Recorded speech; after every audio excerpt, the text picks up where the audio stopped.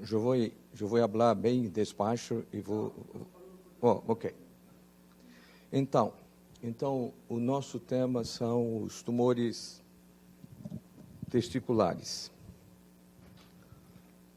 Existe uma regrinha que nem sempre é exata, mas ela auxilia bastante quando encontramos uma lesão dentro do testículo.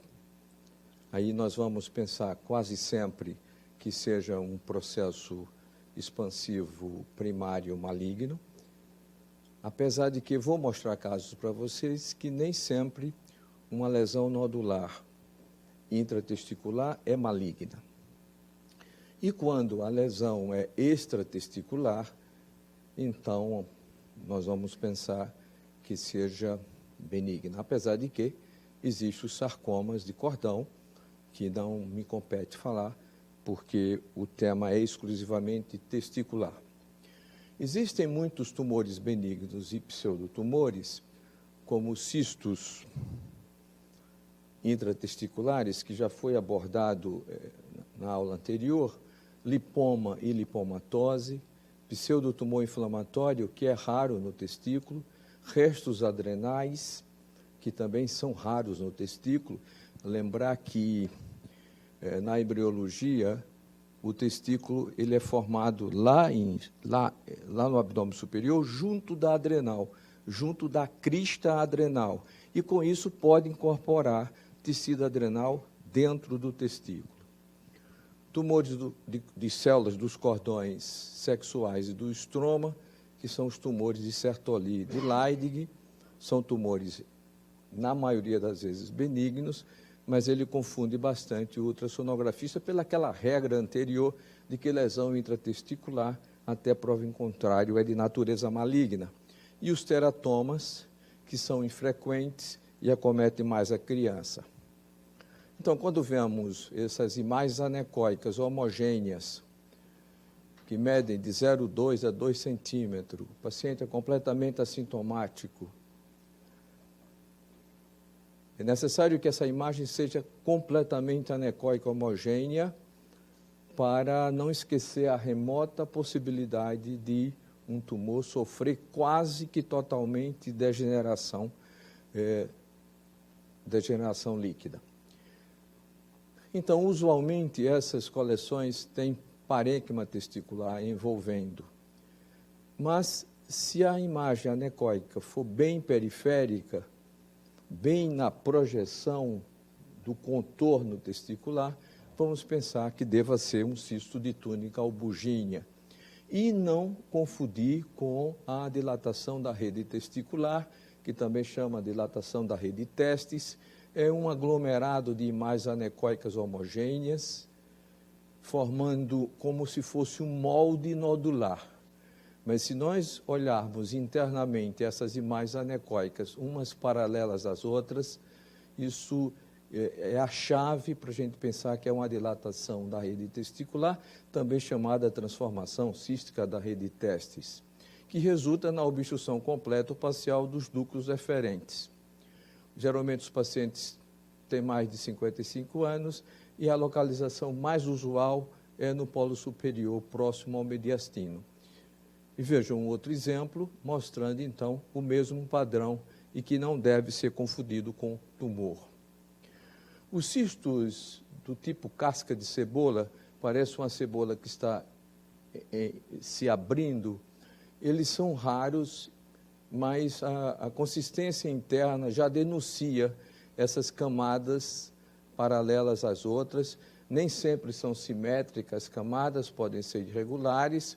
Vejam dois exemplos diferentes de cisto epidermoide. O aspecto em casca de cebola, portanto, faz com que haja um alerta na cabeça de todos para pensar nessa possibilidade. Além do mais, o Doppler sendo jogado nesses nódulos, eles não vão apresentar vascularização. E existem situações bem raras, percebam como o testículo esquerdo é completamente isoecóico. Vamos imaginar isoecóico em relação à tiroide homogeneamente, e esse testículo direito tem vários nódulos hiperecóicos. uns maiores, uns menores. E eu acompanhei esse paciente durante 3, 4 anos. Não há vascularização nessas imagens hiperecóicas ao Doppler, e isso é uma lipomatose. Isso geralmente está relacionado com a doença de Cowden, o síndrome dos armatomas múltiplos. Os pacientes geralmente têm uma tríade dermatológica. Eles têm tricolemonas faciais, fibromas orais e muitas queratoses. O diagnóstico de tumor benigno do testículo é um desafio, é quase impossível. Se a gente coloca na cabeça aquela máxima do começo da aula, nódulo dentro do testículo é maligno até prova em contrário. E o problema maior é que não dá para fazer uma punção aspirativa com agulha fina de um testículo. Mas a gente alerta ao cirurgião que faça uma congelação. Se ele fizer uma congelação, ele pode salvar esse testículo diante de nódulos benignos. Ou seja, a gente deve abrir um espaço no nosso raciocínio de que nem sempre uma lesão intratesticular é sempre maligna. E vejam esse exemplo, é um nódulo que em alguns cortes ele parecia levemente hipoecóico, em outros cortes ele parecia isoecóico. De qualquer forma, ele tem uma interface hiperecóica em torno. Mas quando jogamos o Doppler, ele tem vascularização. Mas eu fui buscar a vascularização anárquica, por um lado, por outro, e a vascularização é mais retificada. Isso não ajuda muito, pode até atrapalhar mais. Esse paciente foi à cirurgia, não aceitaram a minha informação de que poderia não ser maligno, e eles fizeram a orquiectomia. Eram tumores de células de Leydig.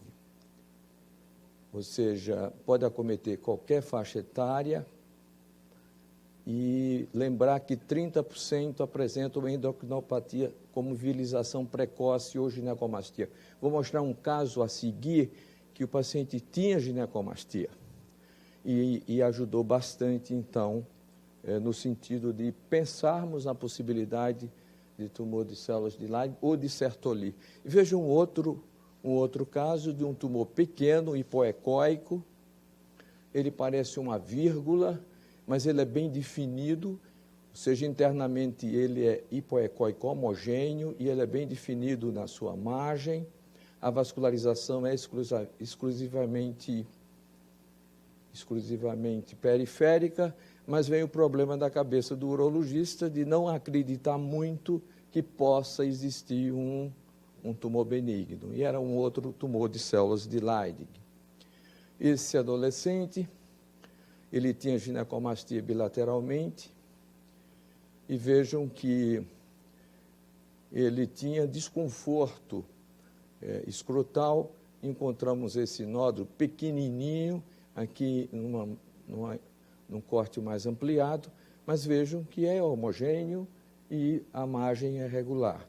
E ele tinha, então, a mamografia mostrava tecido glandular bilateralmente nas mamas, e a imagem do ultrassom típica da ginecomastia, com os ductos em paralelos e com mais tecido hiperecóico em função da atividade glandular.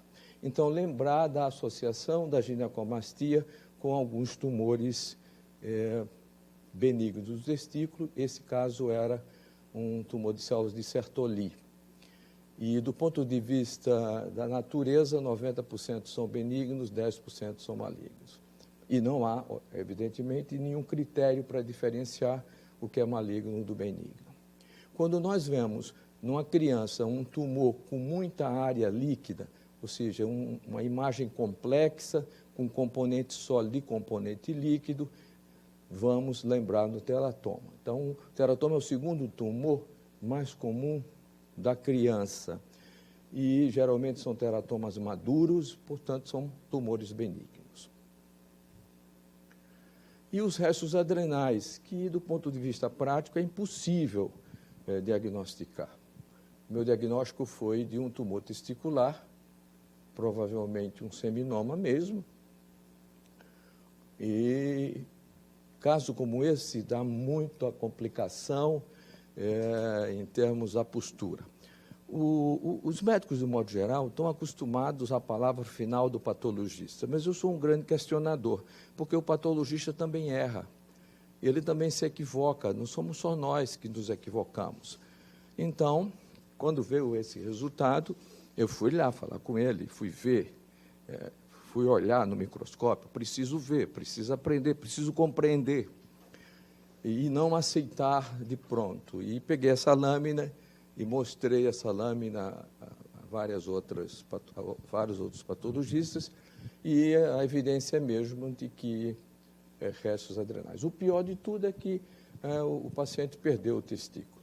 Então, a congelação é uma arma bastante importante como uma tentativa de salvar alguns testículos que têm doença de natureza benigna. Algumas vezes, eu nunca tive um caso assim, mas a literatura mostra que algumas vezes, quando tem restos adrenais dentro do testículo, pode haver níveis hormonais anormais, associados ao hipofuncionamento das adrenais. O aspecto ultrassonográfico é variável, ele pode ser mais hipo-homogêneo ou não, ou ele pode ser muito heterogêneo ou até hiperecóico. E o assunto mais importante, que é o tumor testicular maligno.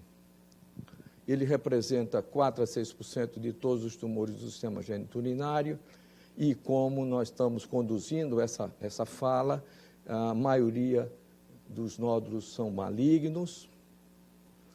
É a primeira neoplasia mais comum entre 15 e 35 anos, ou seja, homens nessa faixa de idade, a primeira neoplasia é o tumor testicular, e o segundo pico é no idoso, com o linfoma, que é um tumor usualmente infiltrativo.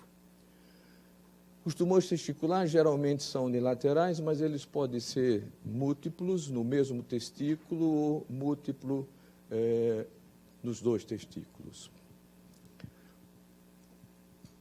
De um modo geral, não há clínica, mas às vezes tem aumento discreto de volume ou tem pacientes que gostam de se palpar e sente alguma nodulação. E existe a regra dos 10%, 10% apresenta dor e febre, 10% pode surgir após trauma, 10% surgem como metástases. Ultrassonografia é o método mais utilizado no mundo todo na pesquisa de lesão testicular, tem uma sensibilidade próxima a 100%. E podemos identificar a lesão sólida de 2, 3 milímetros, ou seja, como a ecogenicidade do testículo é homogênea e geralmente de iso a hiperecóico, qualquer nódulo perdido hipoecóico é muito fácil de identificação. E o nosso papel é fazer toda...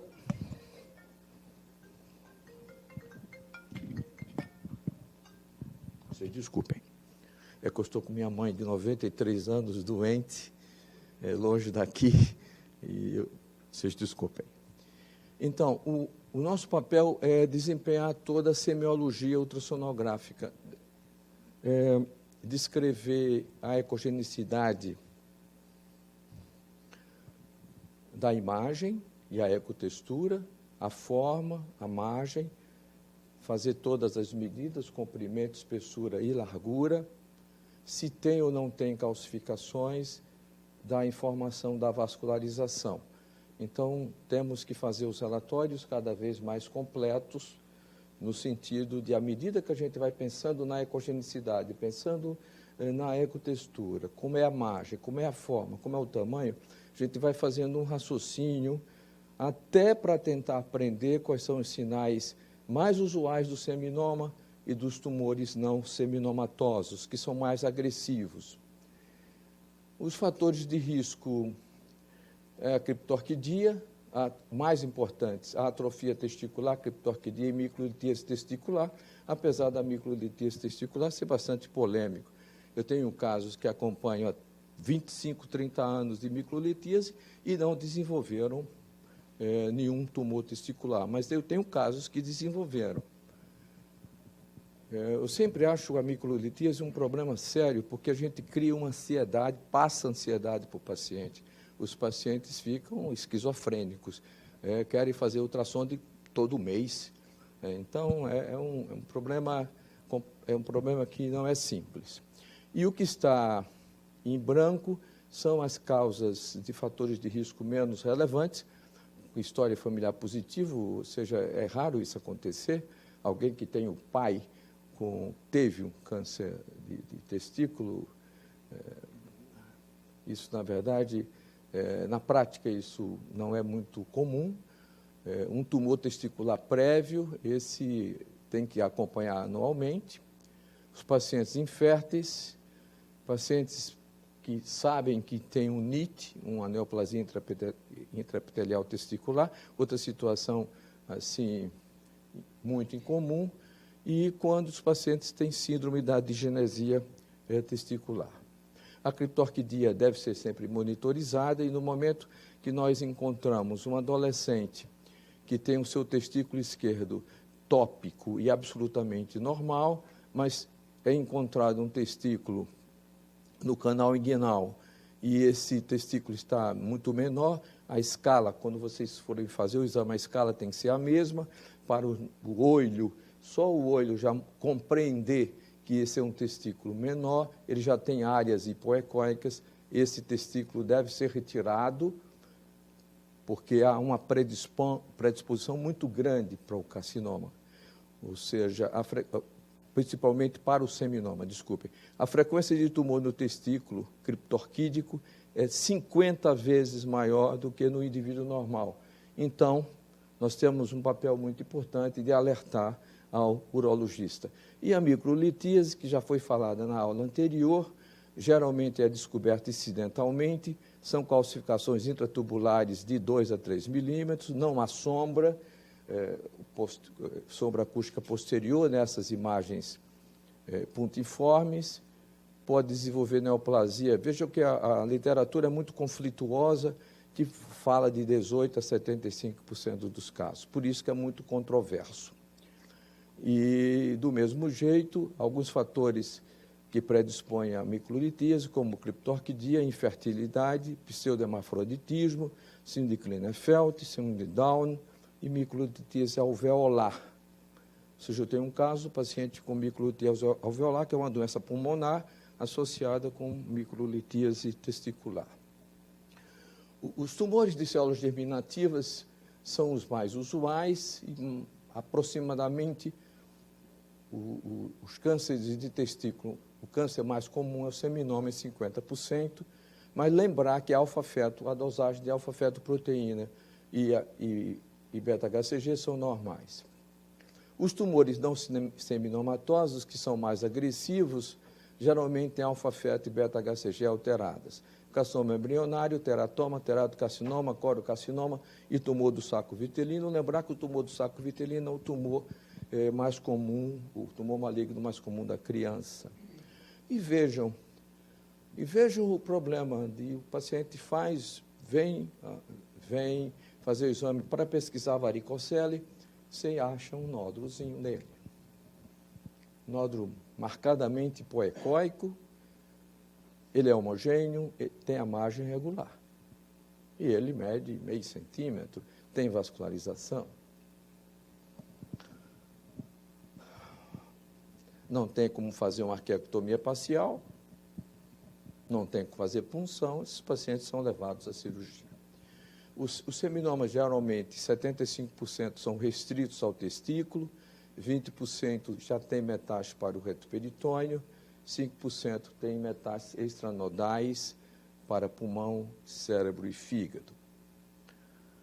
Outras vezes, o seminoma ele tem uma ecogenicidade maior do que o restante do testículo. Então, vejam que ele é levemente hiperecóico, tem um halo incompleto em torno e a vascularização, e o Doppler denuncia mesmo o efeito de massa, mostrando uma vascularização periférica, e mais tem alguns vasos internamente.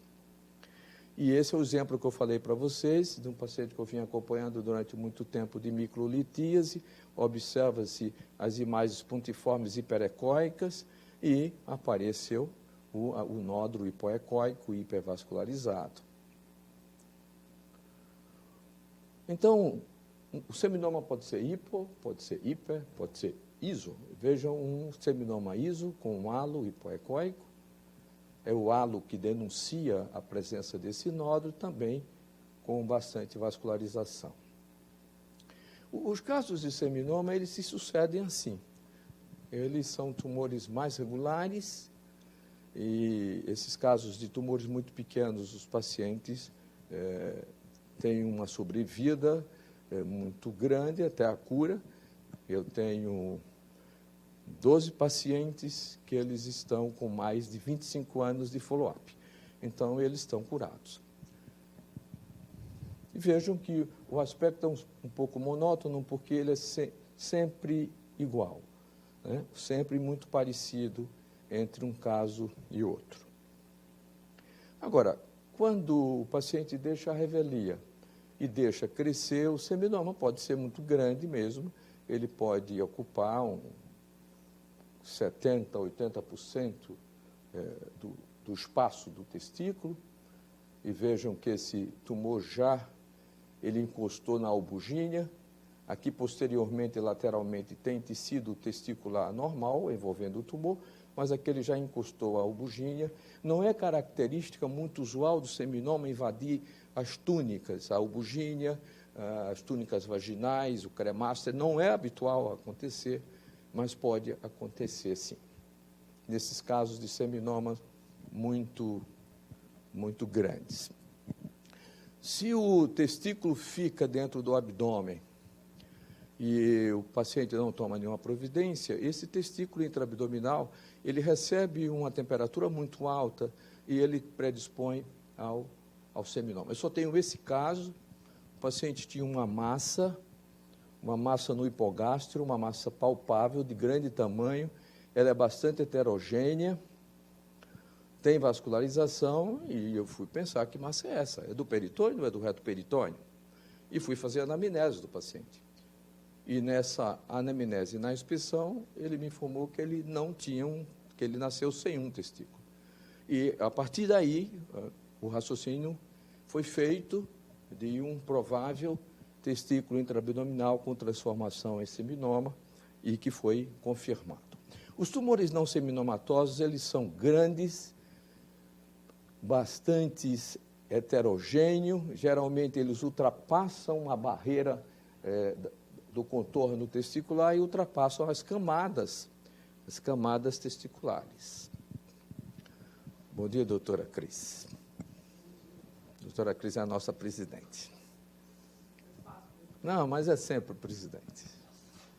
Então, vejam, comparando, e foi feito de propósito com o transdutor setorial, e não com o transdutor linear, nessa tomada, nesse corte, para verificar que o testículo esquerdo estava espremido pela essa grande massa do testículo direito, e vejam como a macroscopia ela se aproxima numa tentativa de comparação macroscópica, já que o ultrassom é uma macroscopia, é um tumor bastante heterogêneo, já infiltrando as camadas do escroto.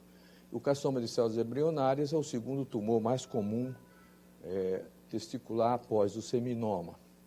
E na criança vimos, se for um tumor com áreas anecóicas, pensar no teratoma. Se for um tumor sólido, pensar no tumor do saco vitelino, que é o tumor de células germinativas mais comum na criança. É também chamado de tumor do seio endodérmico ou tumor de Theilon.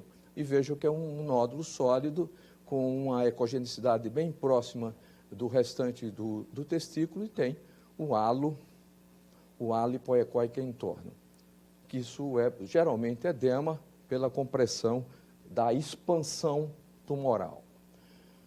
O teratocarcinoma é um outro tumor não seminomatoso. Veja um tumor de grande tamanho, tivemos que dividir a imagem em duas para poder caber uma metade com a outra metade, e um tumor altamente vascularizado. Esses tumores muito grandes, muito heterogêneos, já permitem a gente pensar que provavelmente não devam ser seminoma. Quando nós encontramos a área hipoecóica com calcificações, esse é sempre um desafio, essa interpretação. Então, vejo que tem um nódulo hipoecóico, tem calcificações nessa margem, nesse local anteriormente, tem um outro nódulo também de menor dimensão, mas com a mesma característica interna. Então, pensar isso em Barnett-Alt não tem tradução, é um tumor que geralmente está indo embora, Alt que está indo para fora, e que geralmente representa o córiocarcinoma ou teratocarcinoma com falha da nutrição tumoral e que sofre regressão. Mas, pelo sim e pelo não, esses casos necessitam ser esclarecidos histologicamente. O tumor de célula germinativa misto, e vejo a comparação de um tumor do testículo direito em comparação com o testículo esquerdo que está normal, a forma do testículo foi modificada, uma heterogeneidade extremamente marcada, com intensa vascularização. Então, o tumor de célula germinativa misto são mais comuns do que a forma histológica pura e representam 32% a 60% de todos os tumores de células germinativas. Então, há uma combinação histológica de vários tipos, frequentemente carcinoma embrionário associado ao teratoma ou mesmo associado ao seminoma. E existem casos mais dramáticos e que se encontram dois nódulos no mesmo testículo. Então, uma imagem hipoecóica com calcificação na metade superior do testículo direito e uma outra imagem maior ocupando a metade inferior desse mesmo testículo. São tumores bem heterogêneos, tem áreas já de necrose, tem áreas de calcificações, todos dois bem vascularizados. Eram dois focos no mesmo testículo de tumores de células germinativa misto. E o linfoma, como é uma doença sistêmica, eu tenho poucos casos, esse é um caso antigo, mas é um caso bastante interessante, porque eu tenho toda a documentação. O paciente tinha um aumento discreto do hemiescroto direito e o testículo direito estava aumentado em relação ao contralateral, com áreas hipoecóicas mal definidas. Em alguns cortes, a gente via que a metade do testículo estava comprometido, em outros cortes parecia que o testículo inteiro estava comprometido. E a peça, vejam que a peça aberta, mostrando o aspecto de carne de peixe, bem típico de um linfoma. Eu acompanhei esse paciente e depois de 6 meses, ele veio para fazer uma urografia excretora e vejam que há o efeito nefrográfico retardado, há um retarde de eliminação do contraste nos dois rins. Esse esquerdo está maior do que o direito e a bexiga tem uma depressão, existe algo à direita que está empurrando a bexiga para a esquerda. Eram esses dois grandes linfonodos na cadeia paralíaca, e o rim esquerdo que estava aumentado, ele estava cheio de áreas hipoecóicas da infiltração linfomatosa. Ou seja, o linfoma, ele é arrasador. A gente tem que tentar, apesar de ser difícil pelo ultrassom, fazer o estadiamento. O T1, quando é confinado ao testículo, ou só tem infiltração da rede testicular. O T2, a túnica albugínea ou epidídimo já estão comprometidos. O T3 tem infiltração do cordão espermático. T4 já existe infiltração da parede. E temos, então, que verificar se a cadeia retroperitoneal está comprometida, ou seja, o estadiamento 2, e, com outros métodos de imagem, tentar verificar se já tem metástase à distância, que é o estadiamento 3. Lembrar que existem algumas lesões benignas que podem ser diagnóstico diferencial, como hematoma. Hematoma, se a gente não colhe bem a história do paciente, orquite focal, abscesso frio, infarto ou granulomas. Então, veja, um infarto, uma área avascular, aí a área vascular nos ajuda, já que a gente imagina que o tumor tem hipervascularização. Mas, de qualquer forma, é um nódulo hipoecóico. O abscesso fica fácil, porque o resto do testículo está hipervascularizado, e existe uma loja abscedada com ecos que corresponde ao material purulento. E a orquite focal, o que mais nos ajuda é a dor, porque às vezes o aspecto é exatamente igual a um tumor. E vem os problemas das doenças tropicais. E o nosso país, como é tropical, tem problemas, tem doenças estranhas. E vejam esse exemplo aqui de um nódulo hipoecóico. O meu diagnóstico foi simplesmente simples e errado. E eu pensei que era um seminoma, e esse foi o primeiro granuloma xistosomótico que eu tive.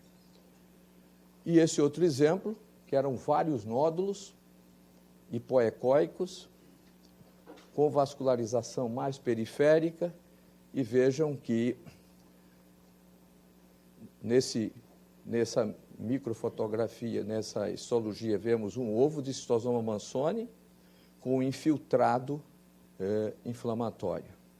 Ou seja, existem essas doenças mais raras, e eu estou representando essas doenças mais raras com granuloma citosomótico, mas existe sarcoidose testicular, existe tuberculose testicular. Muito obrigado.